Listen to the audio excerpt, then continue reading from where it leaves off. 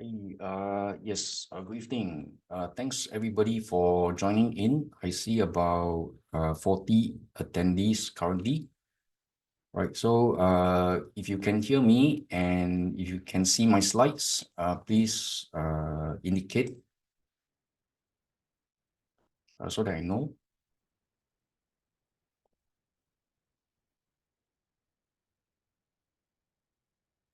Okay, good. Thank you for the reply. Okay, so we'll start right away. So my name is Sihan, and the presentation topic for today is opportunities in Singapore REITs and property trusts. Right, so some disclaimer. So I'll be talking about some REITs, mentioning some REITs during this presentation. It may or may not be suitable for you as an individual, so do check with your financial advisor or trading representative before making any buy or sell decisions. Right, so we begin part one with overview of REITs. Right, so REITs, R-E-I-T, is the abbreviation for Real Estate Investment Trust. Right, so one of the very important team involved is the management team. So we refer to them as the REIT manager or the property manager. So the role of the REIT manager will include strategy planning. So this is usually for the mid to long term.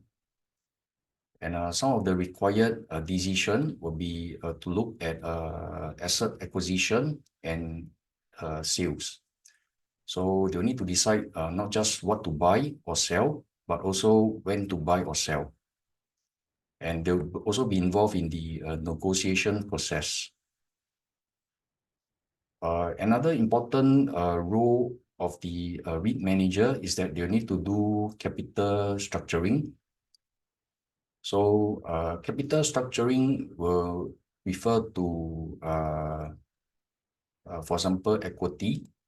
Right, so equity will be through the institution as well as a retail investor. So at the start of the REIT, the institutional investor will come in during the book building, and then the retail investor will come in during the IPO subscription. Another way that institutional or retail investors can enter into a position in a REIT is simply by buying from the stock market once the REIT is listed. So along the way after listing, say if a REIT is looking at a potential property acquisition and need additional fund, they can also do a private placement. So they will approach the institutional investors to look for funding. And then for the retail investor, the participation will be through a preferential offering, or what is also referred to as a rights subscription exercise. So because many different parties are involved, usually a few hundreds to 1,000 different shareholders are involved. So we also refer to REITs as a pool investment or a collective investment scheme. So for capital structuring, usually the money will not just come from the equity side. The money involved to finance the property purchase will usually also come from bank loans. In fact, REIT is very dependent on bank loans. So as much as 35% to 45% of the capital structure of REIT usually is formed up by bank loans.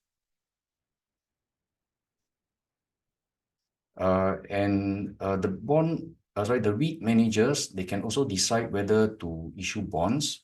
So if they do issue bonds, they will go into the bond market and then to get bond investor to do the purchase of the bonds. So these are the three ways that money can flow into a REIT. So through equities, through bank loans, as well as through bonds. Right, and then with the money collected, the REIT managers, they will use the money to buy properties. to form up the portfolio.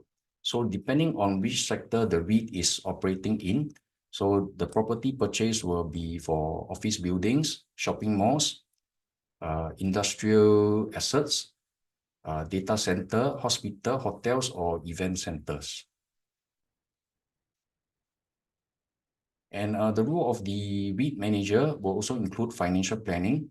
So they'll need to plan how much to spend, say for engaging security for the asset, or maybe for repairs, or also to do property enhancement.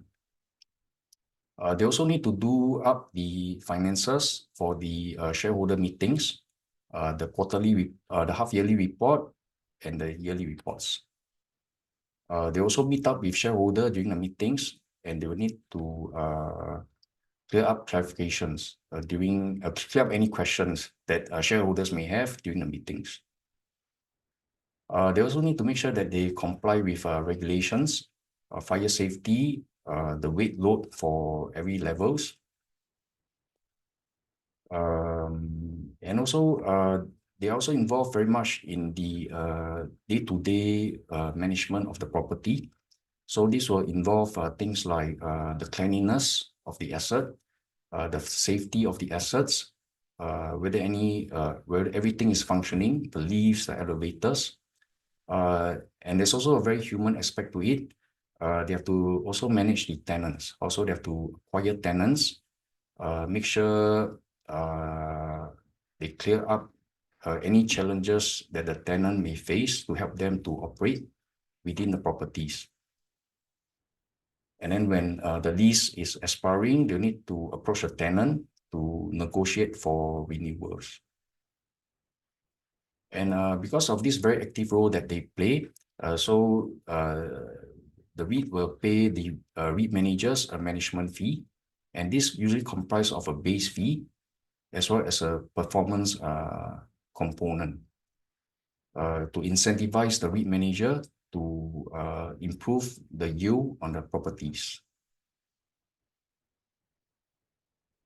So because of this involvement of a management team, so we also call REITs a professionally managed investment. Another party involved is the trustee. So the role of the trustee is simpler. So they are the legal owner of the properties, and they perform a custodian role. They also support the shareholders in check and balance on the manager. And they'll collect a trustee fee for their services. So when we invest into REIT, naturally we want to just have income from our investment. So with the property being leased out, we'll collect a rental income or occupancy income in the case of an event center or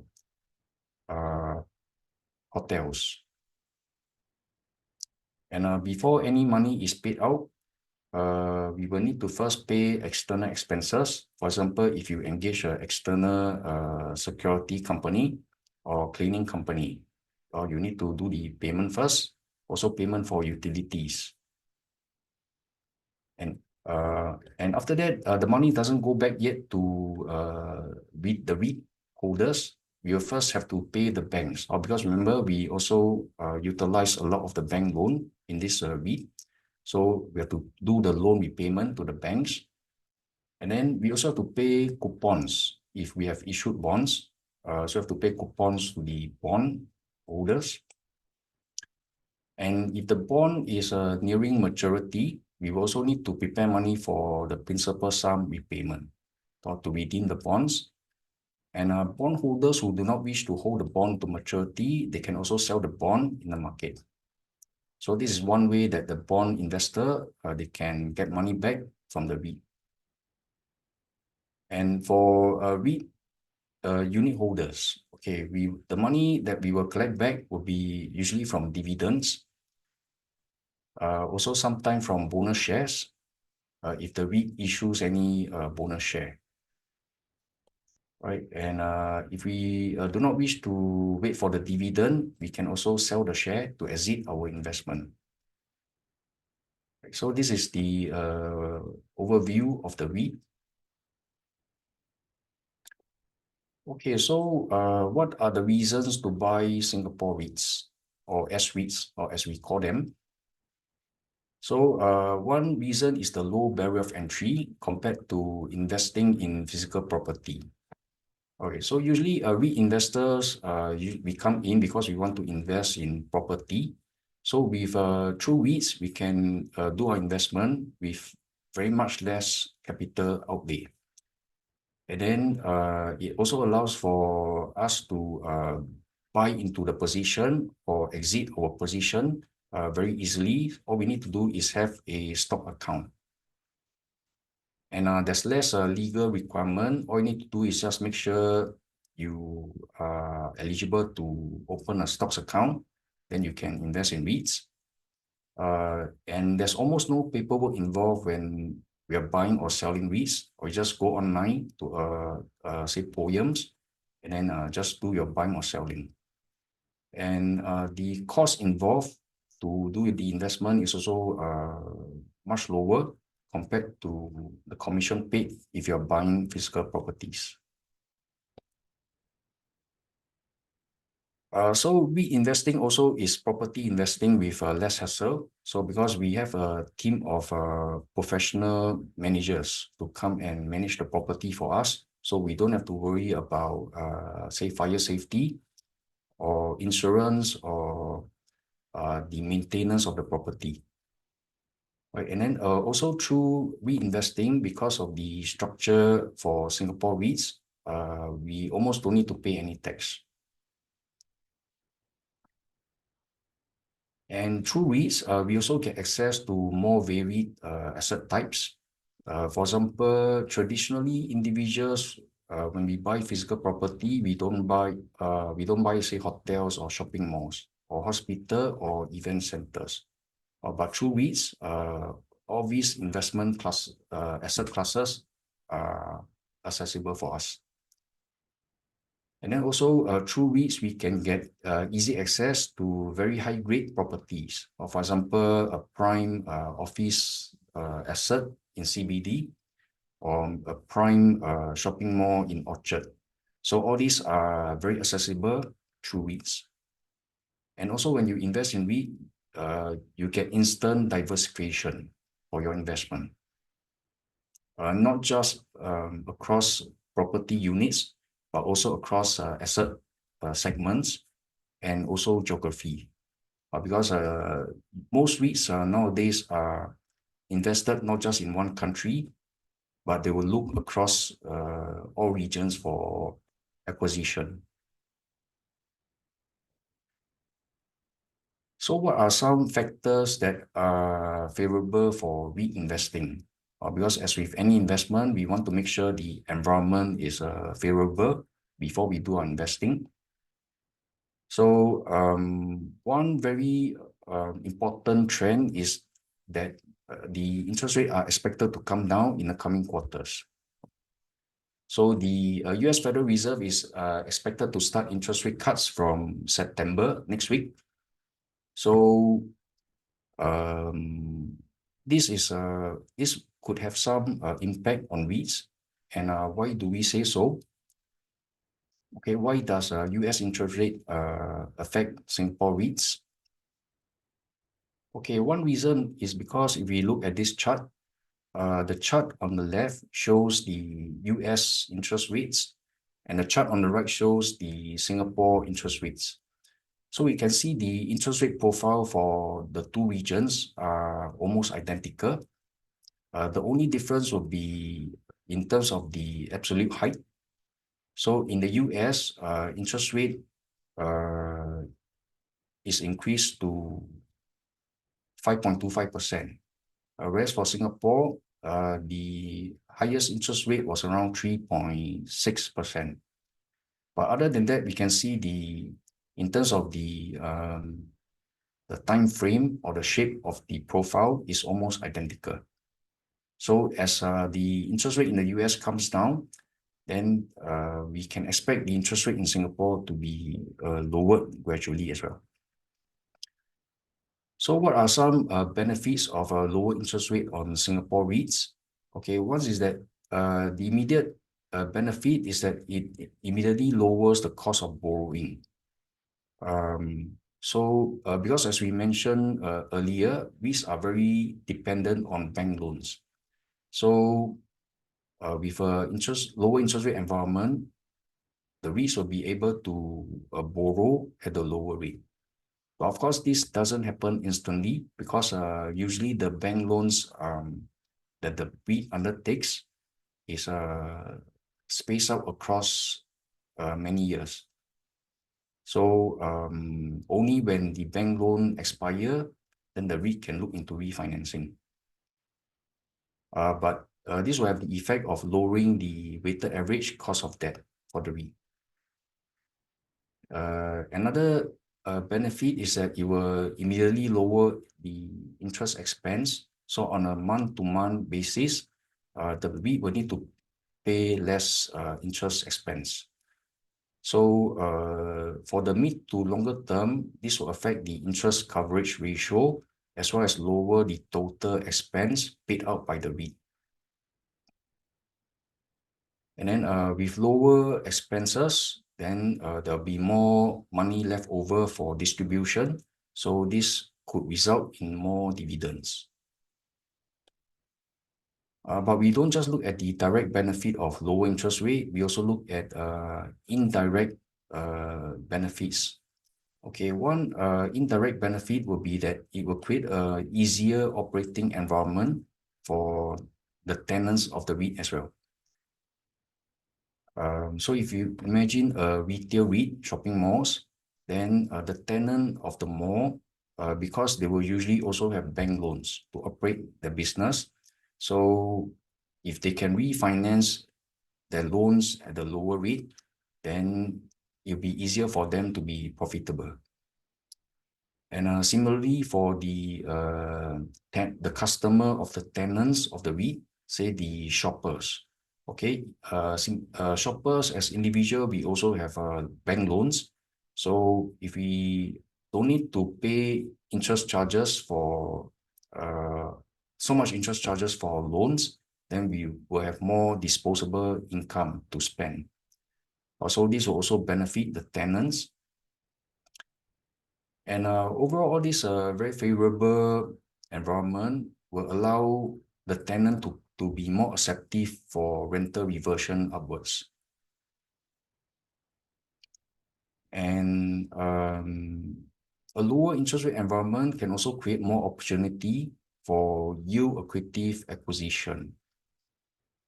Because as the REIT look to expand their portfolio, they'll be looking to do acquisition. And then if the interest rate is lower, it'd be easier for them to consider the purchase. And also financially, the purchase could also be yield accretive. And also the REIT make money not just through rental income, as we mentioned, the REIT can also make money through property sales.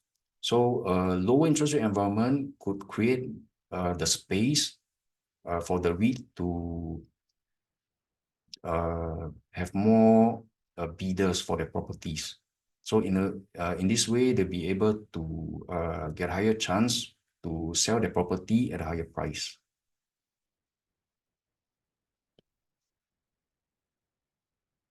One thing to note, however, is that the benefits of lower interest rate will take time to flow through to REITs. Because, as we mentioned earlier, the loans of the REITs are usually staggered. Also meaning the loans don't expire all together all at once. And the REITs can only do refinancing when there's no when the loan is not subject to any penalties. So so all this will take time for the REIT to gradually shift to lower interest loans. So as the higher interest loan expire, then the REITs will take up the lower interest loans. And then similarly for the contract with tenants, this reversion of renter will also take time because the REIT managers, they can only approach the tenant to sign a new contract as the lease expire.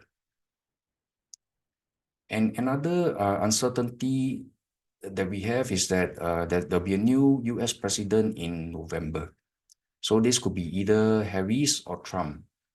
And either of them could also introduce inflationary policies. And if they do introduce an inflationary policy, then there could be price pressure upwards.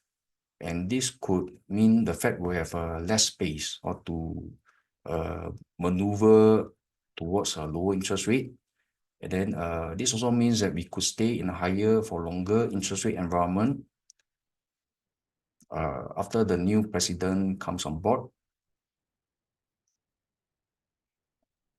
Okay, so we have completed the first factor for that favors REIT, the expectation that interest rate will be trending down. Okay, another factor that could favor S-REIT will be the tax sell down in the US, right? So starting August, we are seeing the fervor for AI stock and tech stock waning. And then we are also seeing the stock market performance moving towards a more income yielding instrument, or for example, the financial stocks, and then also the bond markets are doing well. And similarly, some money is also flowing into REITs. And another factor that is favoring S-REIT is the Singapore government support. So the Singapore government wants to develop Singapore into a global REIT hub. So they have very favorable tax policies. So if a REIT has at least 90% of the income earned distributed within the same year, then they don't need to pay any tax. And just recently in July, MAS proposed an amendment to ease the leverage requirements. So currently, a REIT will need to have an interest cover ratio of 2.5% to increase the gearing from 45% to 50%. But this will be lowered to only 1.5%. And with this amendment, REITs will find it easier to increase their financing, and this will make them consider acquisitions more favorably.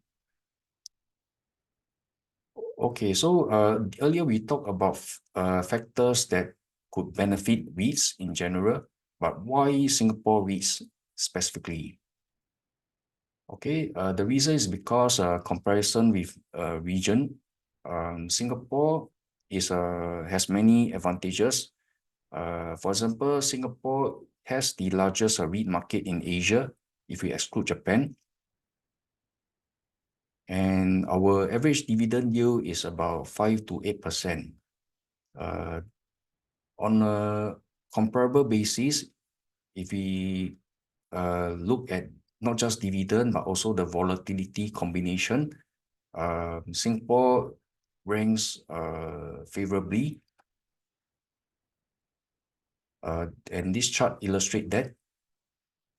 So over here, we have the two REIT index, the IH S-REIT index, as well as the FTSE ST REIT index. So dividend yield is about 6%, and volatility is less than 12%. In contrast, if we look at Hang Seng REIT index here on the right, although the dividend yield is higher, around 9 to 10%, but the volatility is also very high, or more than 27%. Also, this means that in the event of a sell down, usually the sell down in the Hong Kong REIT is deeper. And if you compare to the US REIT market and Aussie REIT market, the dividend yield is lower, but the volatility is higher. Same for the Tokyo REIT index. They have a comparable dividend yield, but at a higher volatility. Okay. This is the chart showing the dividend yield by sector. Currently, there are 7 sectors in the REIT: healthcare, data center, retail, industrial, hospitality, and office. Of the 7 sectors, the office REIT are yielding the highest dividend, whereas the more defensive sector like healthcare and the very future-proof sector for data center, they are yielding lower dividends. Okay, so we'll do our S-REIT picks by sectors. So we take a look first at retail.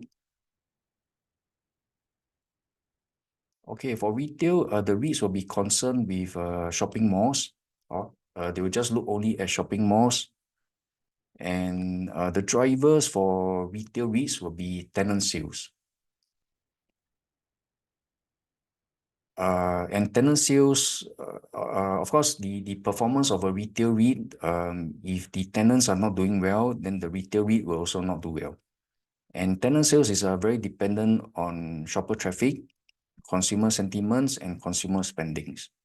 And if the asset is in a tourist location, then tourist arrival, tourist spending will also be important.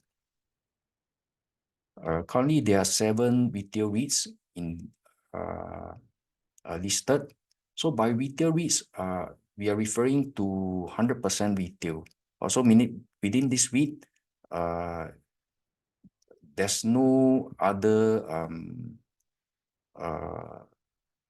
there's no property from other asset classes like offices. Also, that's why Capital Integrated Commercial Trust is not inside, although they have shopping malls as well. Yeah, so for this retail sector, my pick will be for Fraser Centrepoint Trust. Okay, the properties within Fraser Centrepoint Trust are all 100% within Singapore.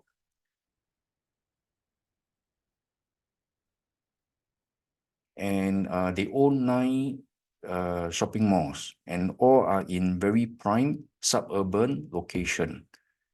For example, Next is in Serangoon, just next to Serangoon MRT, Waterway Point next to Punggol MRT, Hougang Mall next to Hougang MRT, Causeway Point next to Woodlands MRT, North Point City next to Yishun MRT, Tampines and Century Square, Tampines MRT, White Sand is Pasir Ris MRT, and Tiong Bahru is Tiong Bahru MRT.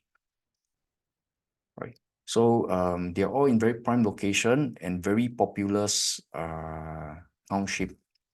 So this is the map showing all the location. They're mainly in the north, northeast, east, and central, and none in the west. So there's this survey of there's this ranking of the top 10 suburban malls in Singapore, and Fraser Centrepoint Trust owns 4 out of the 10, or Next, North Point, Causeway Point, and Waterway Point.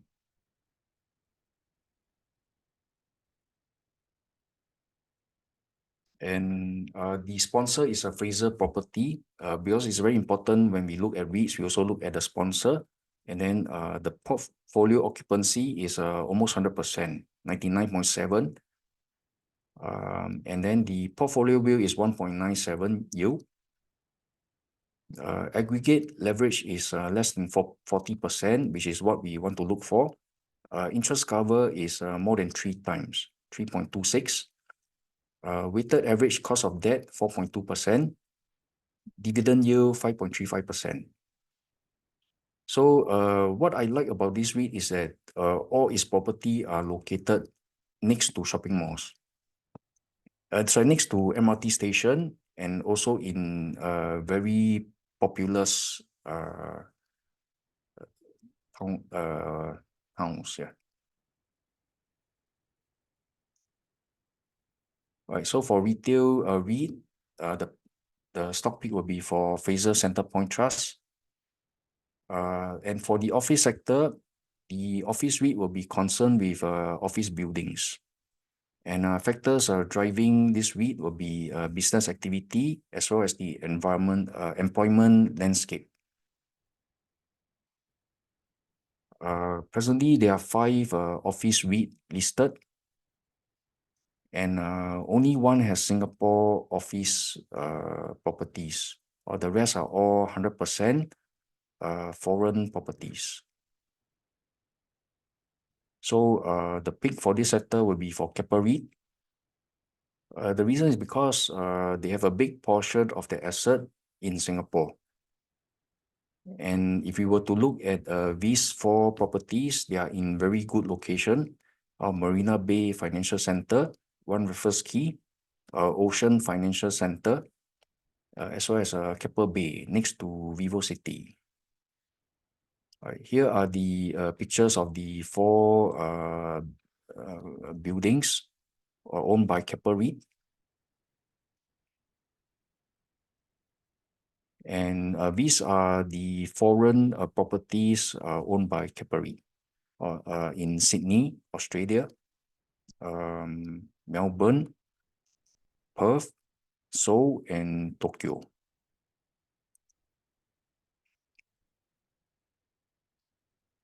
And if you were to look at the matrix, the portfolio occupancy is 96%. Aggregate leverage is above 40, but not excessively so. So we can still accept this. And then interest cover is about 2.8 times. Cost of debt is about 3.3%. Dividend yield is quite high, 6.9%, because overall the market is slightly worried about office REIT due to the slow return to office after COVID that's observed in some countries. And but in Singapore, the situation is quite okay because Singaporeans generally are more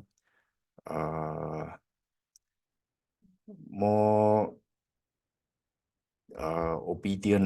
So we usually, when the company say come back to office, then we will come back to office. So the demand for Grade A office space in Singapore is still quite resilient, which is why for this sector, the pick is for Keppel REIT because it is the only one that has Singapore mix in it.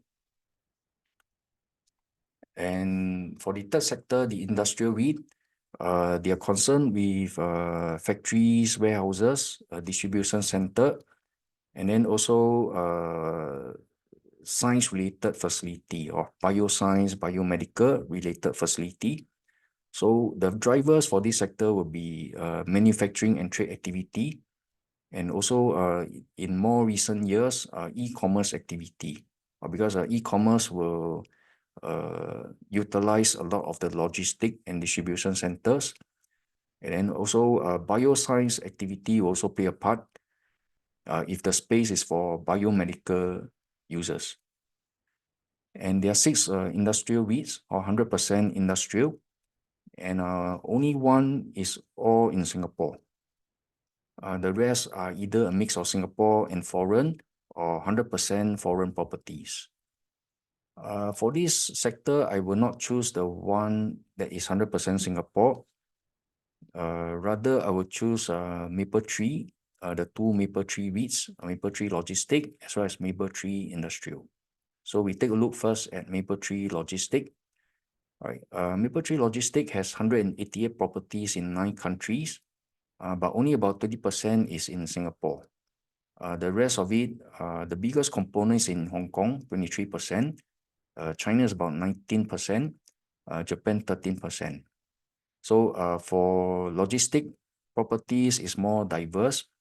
And one reason the percentage for Singapore is not as big compared to other sector is because of the lack of space in Singapore. Because Singapore is a very land scarce country, and logistic facility require big spaces or big land space. So we don't have a lot of that in Singapore, which is why many of the logistic assets are located in bigger countries such as China, Japan, Australia, where they can really build very big facilities.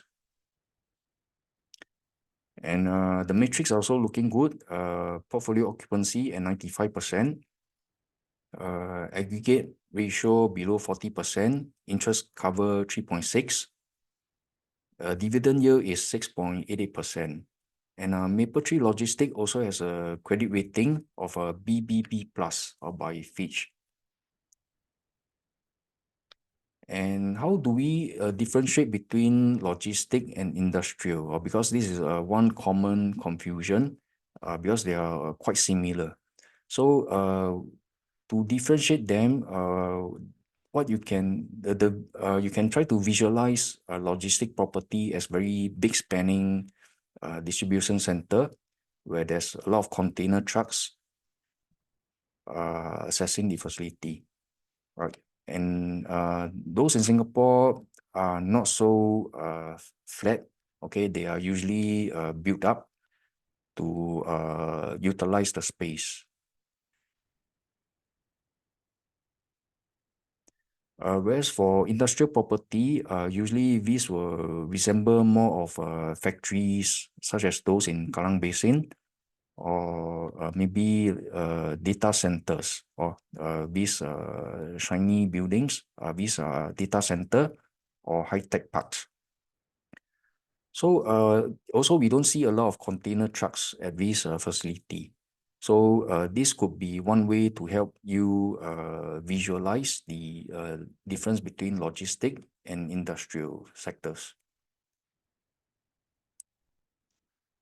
Right. Okay. So our next pick for this sector will be for Mapletree Industrial, and they have 140 properties in 3 countries.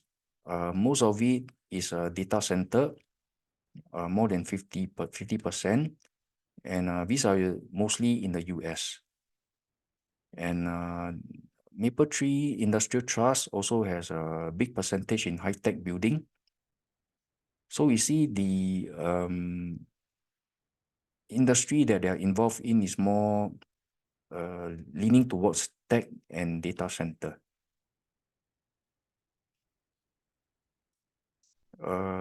Portfolio occupancy is 91%. Aggregate leverage is about 39%. Interest cover 4.3 times. Dividend yield is 6%. And they have a credit rating of BBB plus by Fitch. When we talk about Mapletree Industrial Trust, there's this memory of what happened in 2023 with this very big news on their 4th biggest tenant, Sistera. So Sistera filed for bankruptcy in June 2023. And the good thing is that although they are the 4th largest tenant, they only account for 3% of the gross rental income. And also, as the month progressed, there was a positive development. By November of 2023, Sistera was acquired by Brookfield Infrastructure, another company, and then Brookfield took over Sistera's leases. So in a way, this helped to mitigate losses for Mapletree Industrial. And so for this sector, the stock pick will be for Mapletree Logistics and Mapletree Industrial Trust. Right. Next, we look at data center. So for data center, the REIT will be concerned with data storage properties. And the drivers will be on the development of the tech sector. how much of the corporates are migrating to cloud, for example. Right. So there are only two data center REIT listed on the Singapore Exchange, Keppel DC REIT, which has a mix of Singapore and foreign property, and Digital Core, which is 100% located outside of Singapore. So for this sector, the pick will be for Keppel DC REIT. They have 53% of their property in Singapore, and the rest of it is across the Asia Pacific region as well as in Europe.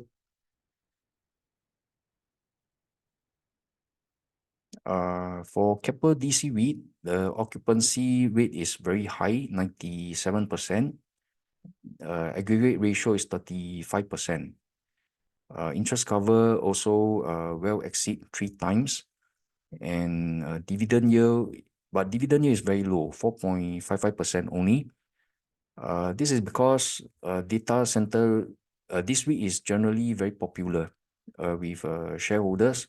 So shareholders are willing to buy at a higher price for this REIT and forego a bit of the gains from dividends.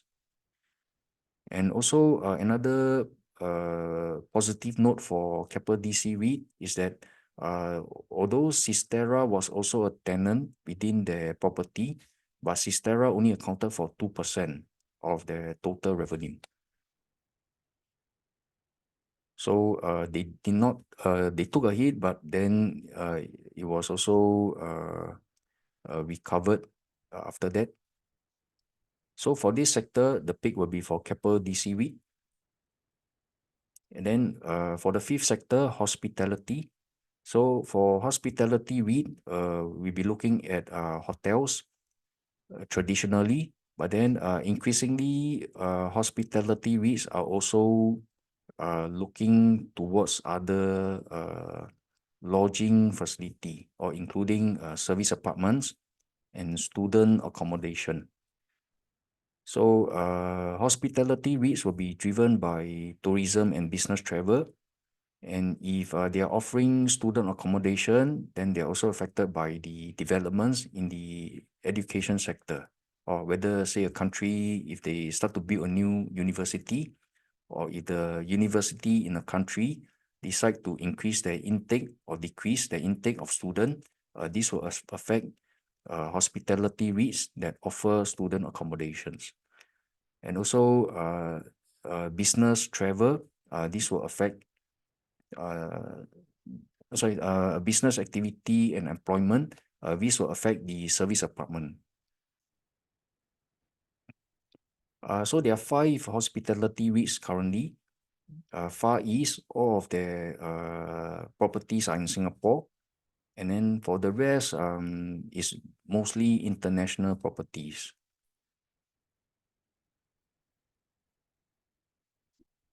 Right, and then from this sector, the pick will be for CapitaLand Escort. They have 102 properties in 16 countries. More than half are in Asia Pacific. 1/4 is in Europe, and 20% is in US. And the interesting thing about this REIT is that they are not the only REIT within these 5 that extend the facility to service apartment, as well as student accommodation and rental housing. So the occupancy rate is also very good, 75% for hotels, and more than 90% for their longer stay lodgings. Aggregate ratio is less than 40%, and interest cover is 3.7 times. The REIT has recently sold down, so dividend yield currently is quite high at 7.64%. And due to this unique mix of service apartment and longer stay accommodation within CapitaLand Escort's portfolio, so generally there's greater income resilience, because for longer stay accommodation, we will see a more steady flow of income. So from this sector, the pick will be for CapitaLand Escort Trust.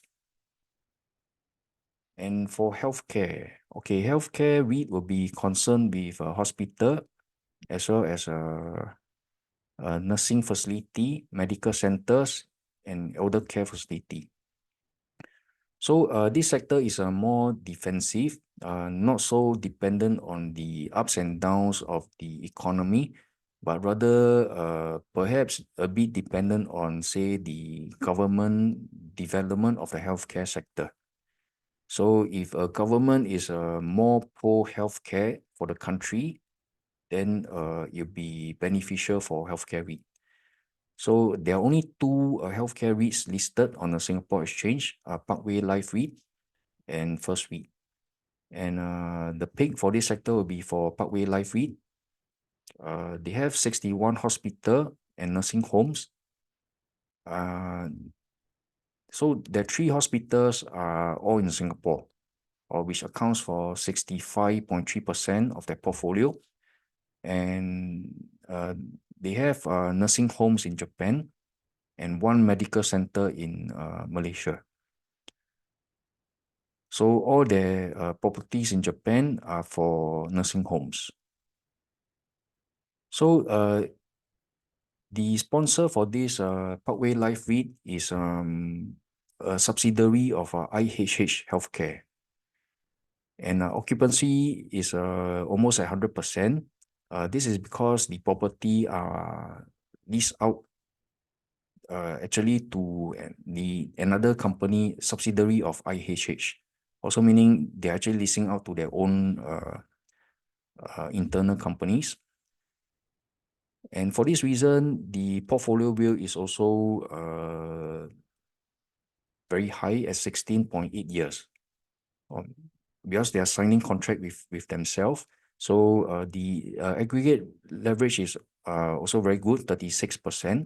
Interest cover is 11 times. And if you were to look at the cost of debt, it's only at 1.27%. So they managed to get a very good loan from the banks. Probably before COVID or before all this interest rate hike, they already lock in their loans. And then due to this very stable operating structure, so this REIT is also very popular for REIT investor looking for stability and safety, right? So for purchaser of this REIT, usually they will forego a bit of the dividend yield just to buy into this REIT. And what is interesting for Parkway Life REIT is that they own three very famous hospitals in Singapore. Glen Eagles, located next to Botanic Gardens and next to Napier MRT station. Mount E Hospital, just behind Lucky Plaza, very near to, quite near to Orchard MRT station. And then Parkway East Hospital, near Terukurau area. So this is a collage of photos of the three hospitals, Glen Eagles, Parkway East Hospital, and Mount E. And for the nursing home in Japan, is very well distributed throughout the entire Japan. So all the way in the south, and then extend all the way to the north in Hokkaido. So for within this sector, the pick will be just for Parkway Life REIT. And then we come to the diversified sector. So by diversified, what it means that it's a combination of at least two sectors from the above six.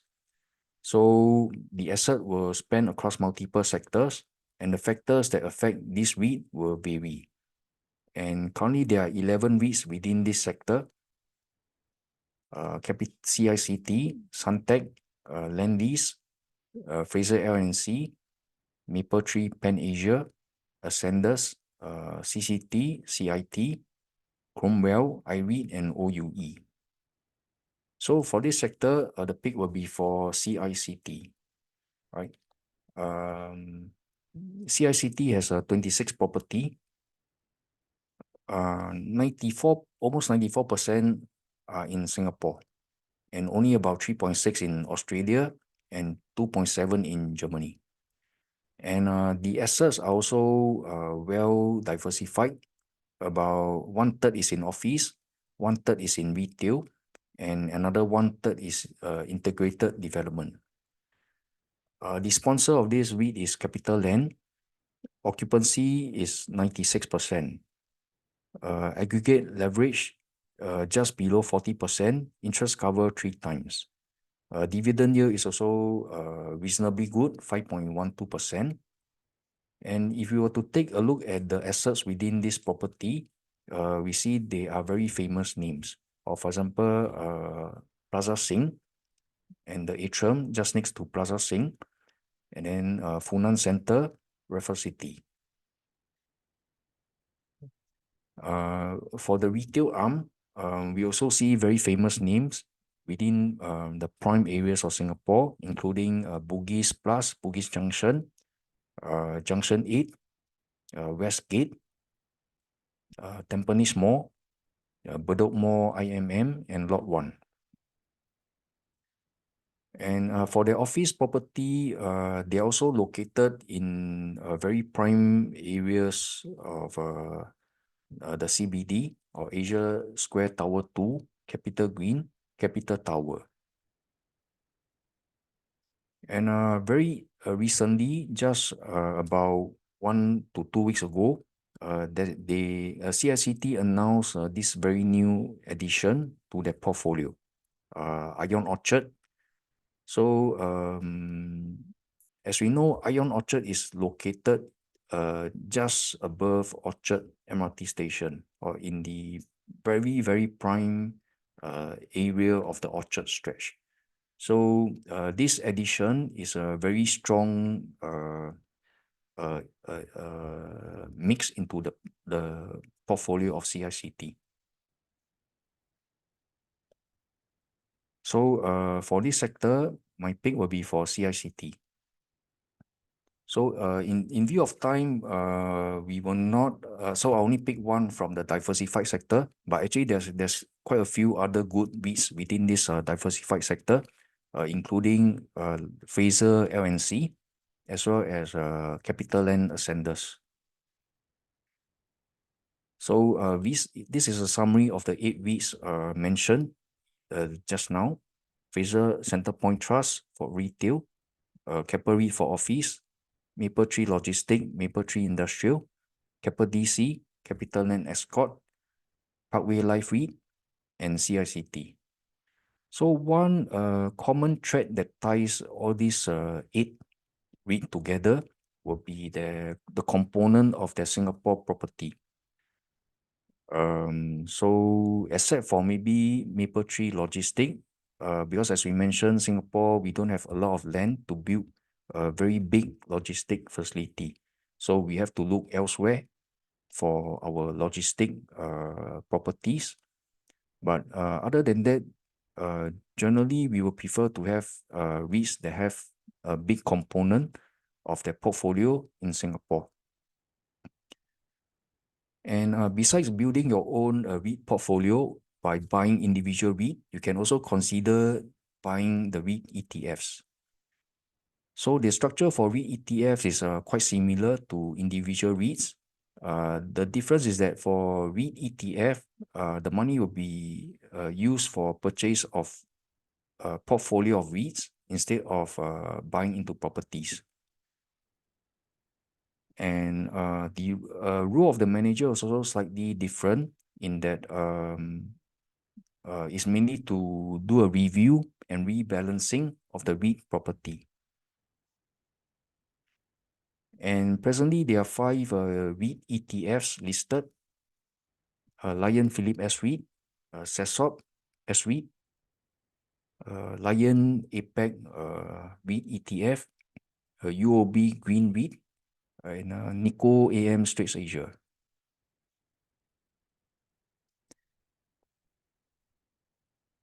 So for these 5 REIT ETF, only 2 are comprised of REIT listed on SGX, or 100%. Also meaning for Lion Philippe S-REIT and for SESOP S-REIT, these are the only two ETFs where the component is made up 100% of REITs that are listed on SGX. And for the Philippe Asia Pacific REIT, this one is a portfolio of REIT listed in 3 exchanges. So through this ETF, you also get access to overseas listed REITs.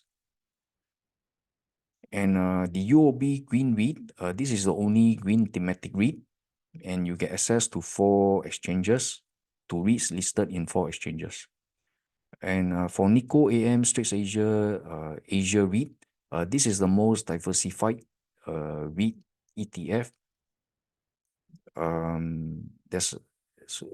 Within the portfolio, you'll find REITs listed in more than 6 exchanges. Right. So currently, our company is running a campaign for clients who do not yet have a CFD account. So from now until 25th December, Christmas, if you open a CFD account, you will receive one contract of Palantir. So Palantir is doing very well in the market recently. Just about 2-3 nights ago, it surged by 14% within one session. And then if you are also already actively trading, you can consider opening a CFD account, then doing $1.5 million in trade. Then with this, you'll qualify for a TSM contract. And TSM is currently trading at around 162 US dollar. And if you're very active, you can try for the 3rd tier, where you get a Microsoft contract. And Microsoft is currently trading in the market at about 400 US dollar. And if you do not yet have a Phillip account, we hope you'll come on board. Please scan the QR code to open your Phillip account. So I will show this again later. So for now, we are nearing the end of the session. So we'll do a Q&A, and then I will do a summary of what we mentioned during the webinar. All right, so in the meantime, as you type your question, I will show the QR code so you can scan for account opening. And let me just look at the question first.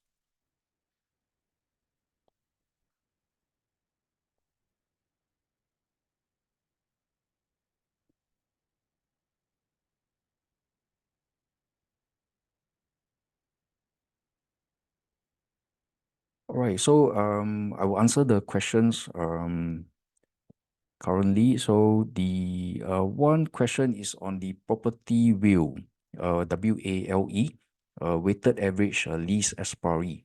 Okay, what is the healthy range for property WALE? So for a WALE, right, it could be double-edged. So we don't want it to be too long or too short. Okay, the reason is because a long WALE will provide stability, but it does not allow for negotiation of the renter, usually unless it's included within the lease. But otherwise, a negotiation or reversal of the renter can only take place when the current tenancy expires. So a short WALE doesn't mean it's a bad thing, because a short WALE during a good economy, it can allow the REIT more opportunity to raise the rent. So okay, to answer the question, there's no fixed number. So it depends on your what you're looking for. Are you looking for stability? Okay, in which case you go for the REIT with longer yield, but then you forego opportunity for possibly more frequent rental reversion.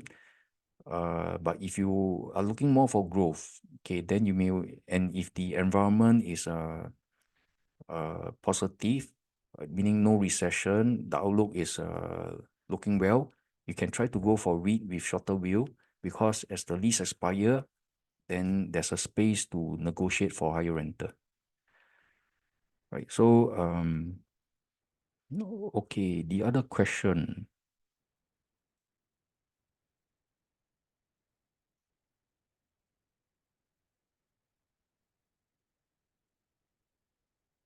Okay, for the top 8 REIT picks, what is the debt maturity profile?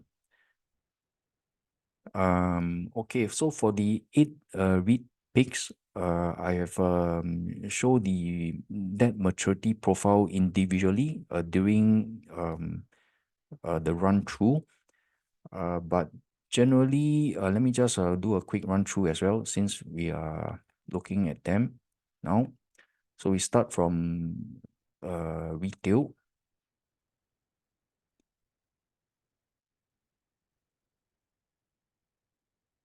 Okay, so the weighted average debt maturity for Fraser is 2.8 years.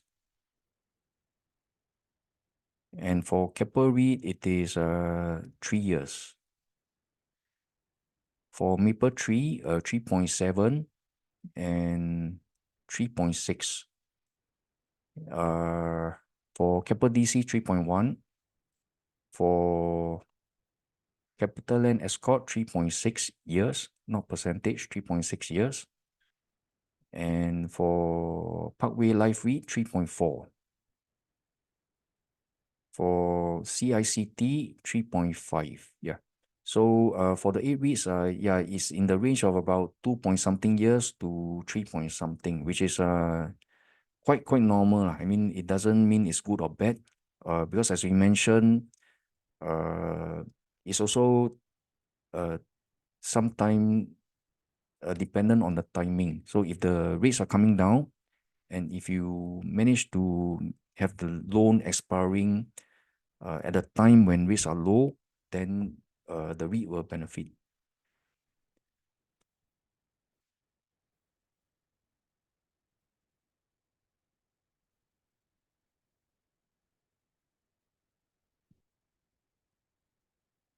All right. Yeah, I don't see any other questions at the moment. So, yeah, let me just do a quick summary of the session, and then we'll wrap up. Right. Okay. So to summarize the session, why we are looking at S-REIT at this point in time is because interest rates are expected to trend down in the coming quarters. And also, in the last few months, we are seeing a sector rotation. So we are seeing the very growth focus sectors such as AI stocks, tech stocks, Magnificent Seven. These are all sold down in favor of more income yielding vehicles such as bonds or financial stocks or REITs.